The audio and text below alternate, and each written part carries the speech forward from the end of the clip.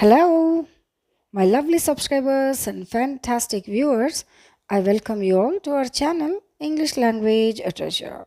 How are you all? Hope you all are doing great in this new year. Happy New Year to you all. ఈ వీడియోలో కొన్ని words మనం discuss చేసుకునేటప్పుడు అవి తెలుగులో నుండి ఇంగ్లీష్కి ట్రాన్స్లేషన్ చేసేటప్పుడు ఏ విధంగా కొన్ని సెంటెన్సెస్ కొన్ని వర్డ్స్ కొంచెం గ్రామర్ మారుతుందో చూద్దాము.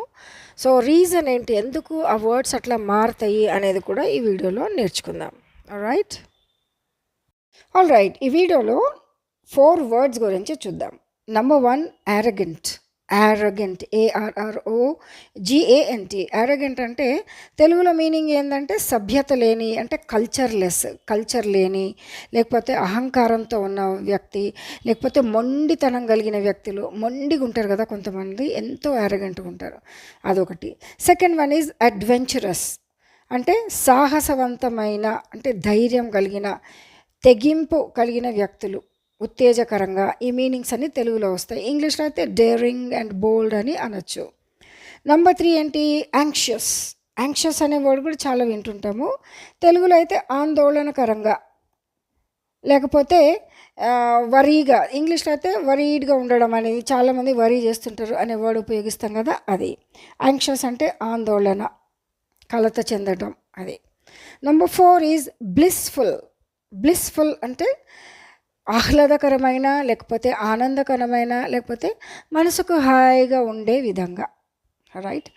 ఇంగ్లీష్లో మీనింగ్ ఏంటంటే డిలైటెడ్ అనొచ్చు, గ్లాడ్ అనొచ్చు, హ్యాపీ అనొచ్చు, జాయ్ఫుల్ అనొచ్చు, జాయస్ అనొచ్చు, ఇంకా చాలా ఉన్నాయి. కానీ జస్ట్ మీకు అర్థమయ్యే విధంగా సింపుల్ వర్డ్స్ నేను చెప్తున్నా. సో వీటన్నిటినీ, ఈ పదాలను ఇంగ్లీష్లో, సింపుల్ ఇంగ్లీష్లో తెలుగులో ఉన్న వాటిని ఏ రకంగా ఇంగ్లీష్లోకి మార్చి వాటిని సింపుల్గా ట్రాన్స్లేషన్ చేయొచ్చు. చేసేటప్పుడు ఆ వర్డ్స్ ఏ రకంగా మారుతున్నాయి, రూల్స్ ఏంటి అనేది ఎక్స్ప్లెయిన్ చేసుకుంటూ ఈ సెంటెన్సెస్ చూద్దాం మనం. Right. The first one is arrogant. Arrogant అంటే మర్యాద లేని, సభ్యత లేని, మొండితనం కలిగిన వ్యక్తి, అట్లా కొన్ని మీనింగ్స్ చూసుకున్నాం కదా. రైట్. అయితే సెంటెన్స్ ఏంటి తెలుగులో, అతను మర్యాద లేని మొండి వ్యక్తి. అతను మర్యాద లేని మొండి వ్యక్తి, ఇది సెంటెన్స్, సింపుల్ సెంటెన్స్. దాన్ని ఇంగ్లీష్లో he is a rude and arrogant person. He is a rude and arrogant person అంటే అతనికి ఏంటి, రూడ్ అంటే మర్యాద లేనితనము, అంటే చాలా తలబిరుసుతనము, మళ్ళీ మొండితనం కూడా. Right.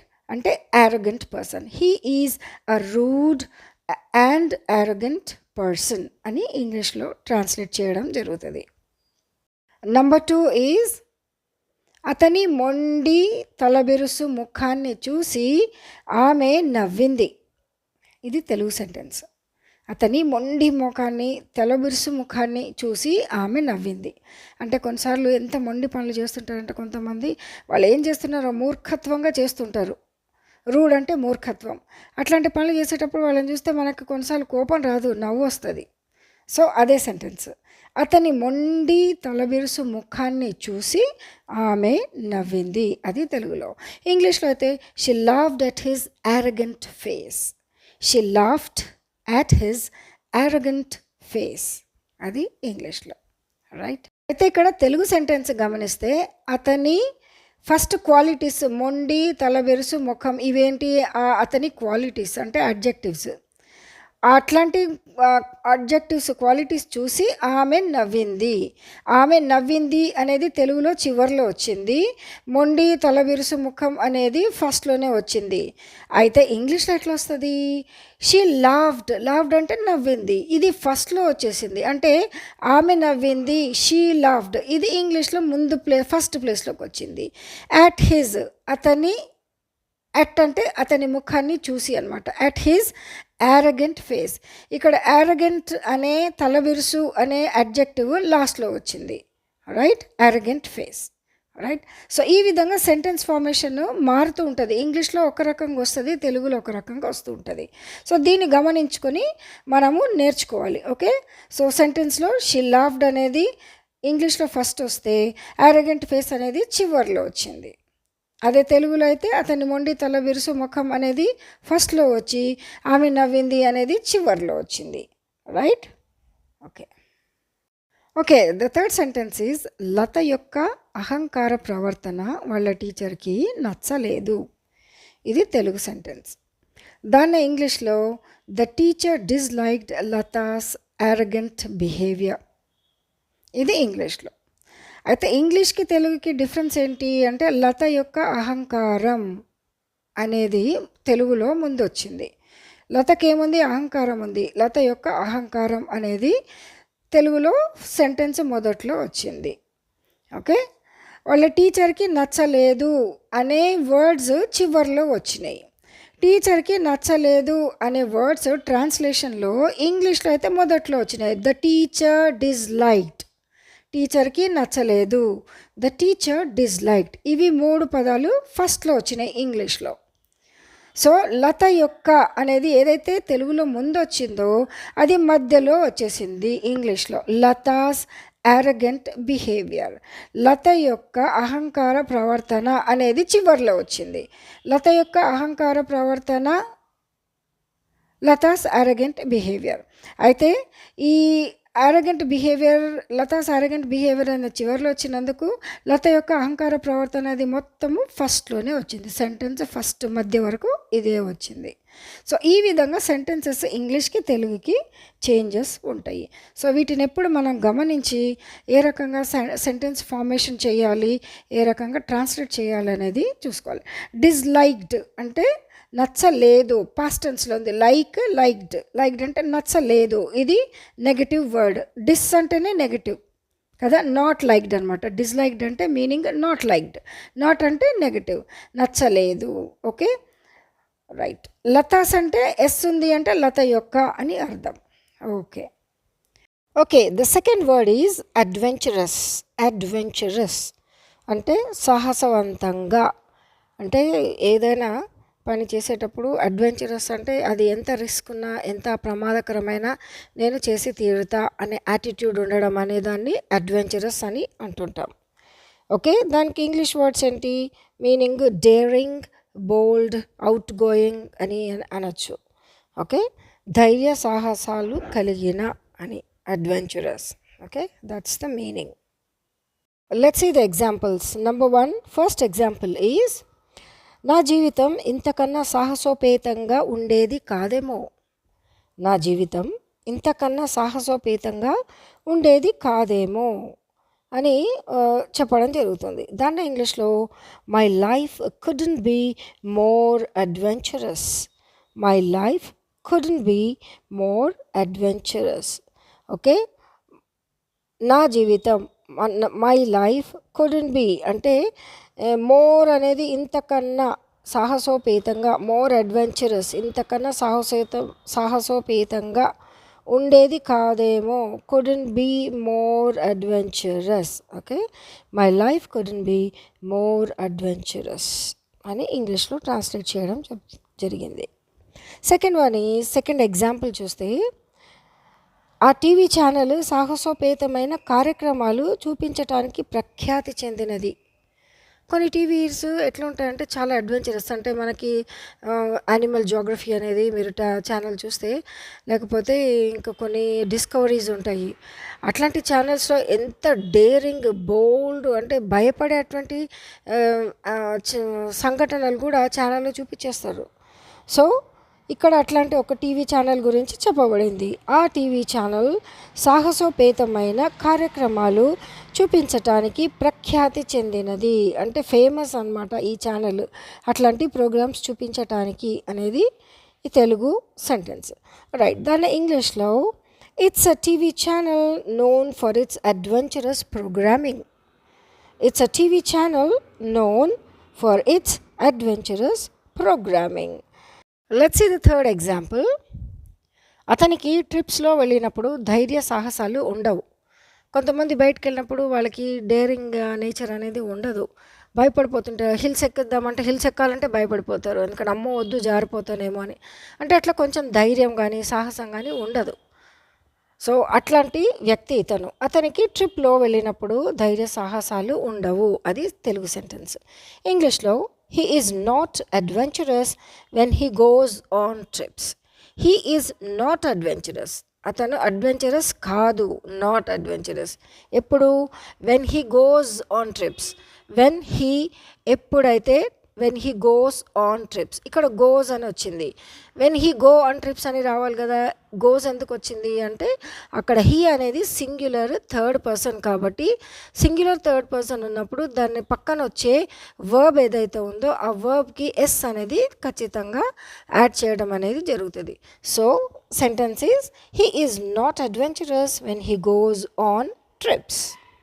Okay, right. Let's see the fourth example. నీవు ఎంత ఎక్కువగా ఆడితే అంత ఎక్కువగా సాహసం కలిగి ఉంటావు. అంటే కొన్ని థింగ్స్, కొన్ని బోల్డ్గా ఆడే వాటిని ప్లే చేయటం, గేమ్స్ లాంటివి ఆడితే నీకు బోల్డ్నెస్ ఎక్కువ వస్తుంది, లేకపోతే అడ్వెంచరస్ ఎక్కువ అవుతావు అనేది జరుగుతుంది. సో అదే సెంటెన్స్ తెలుగులో.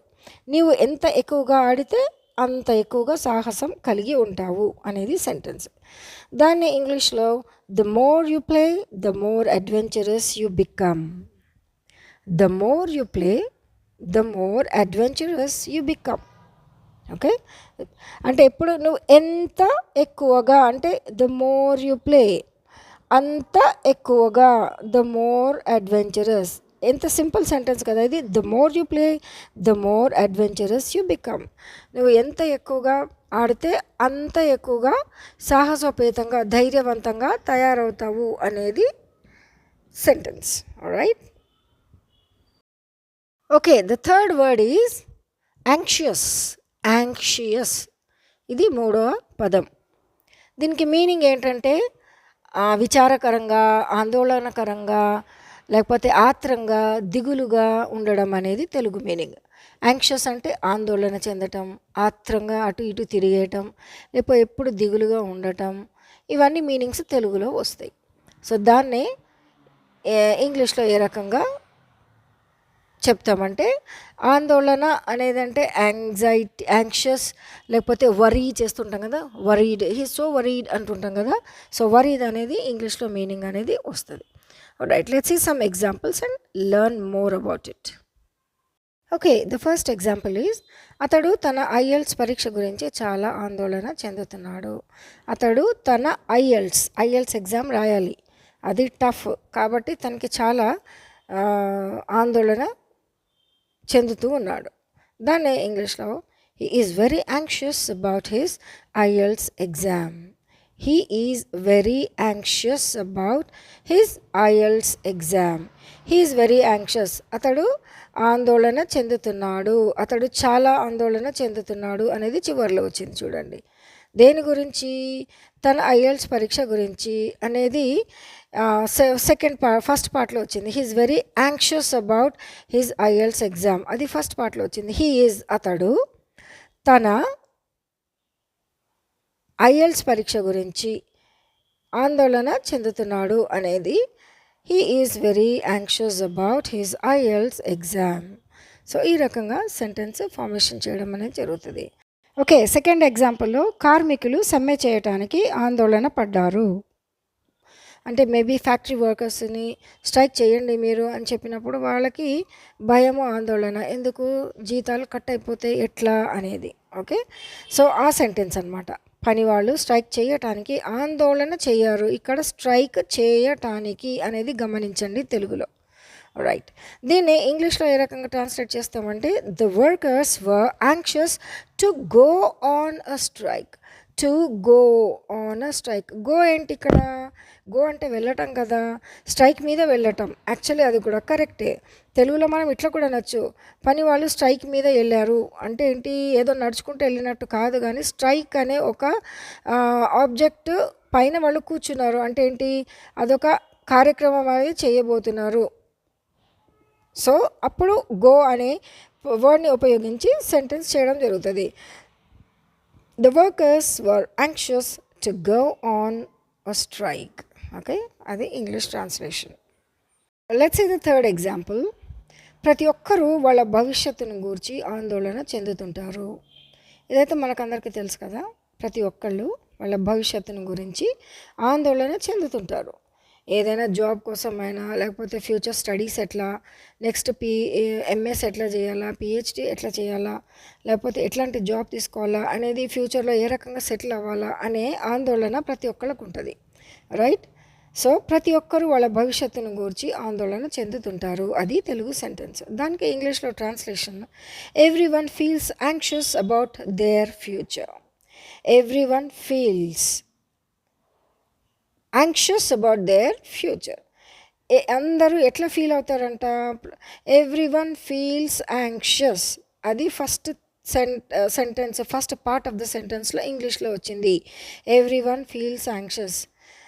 ప్రతి ఒక్కరు అని ఇక్కడ ఎవ్రీ వన్, ప్రతి ఒక్కరు తెలుగులో ఫస్ట్లో వచ్చింది, కానీ ఆందోళన చెందుతుంటారు, ఫీల్స్ యాంగ్షియస్ అనేది చివర్లో వచ్చింది. దేని గురించి? అబౌట్ దేర్ ఫ్యూచర్, వాళ్ళ భవిష్యత్తుని గురించి. ఏదైతే ఇంగ్లీష్లో లాస్ట్ పార్ట్ వాళ్ళ అబౌట్ దేర్ ఫ్యూచర్ అని వచ్చిందో, అది ఇక్కడ సెకండ్ పార్ట్లో, ఫస్ట్ పార్ట్లోనే వచ్చింది. ప్రతి ఒక్కరు వాళ్ళ భవిష్యత్తును గూర్చి అనేది ఫస్ట్ పార్ట్లో వచ్చింది. ఏం చెందుతుంటారు? ఫీల్స్ యాంగ్షియస్, ఆందోళన చెందుతుంటారు, రైట్. ఈ రకంగా first part of the sentence తెలుగుదైతే అది ఇంగ్లీష్లో లాస్ట్ పార్ట్ అవుతుంది, ఇంగ్లీష్లో లాస్ట్ పార్ట్ అయ్యేది తెలుగులో ఫస్ట్ పార్ట్ అవుతుంది. ఇది మనం ఎప్పుడు గమనించుకుంటూ సెంటెన్సెస్ నేర్చుకోవాలి, right. Okay, the fourth one is, Neha వాళ్ళ నాన్న హాస్పిటల్లో ఉన్నప్పుడు ఆమె నమ్మలేనంత, లేకపోతే చెప్పలేనంత ఆందోళన చెందింది. ఇక్కడ యాంగ్షియస్కి మీనింగ్ చెప్పలేనంత, అంటే ఎక్స్ప్రెస్ చేయలేనంత ఆందోళన, ఓకే, రైట్.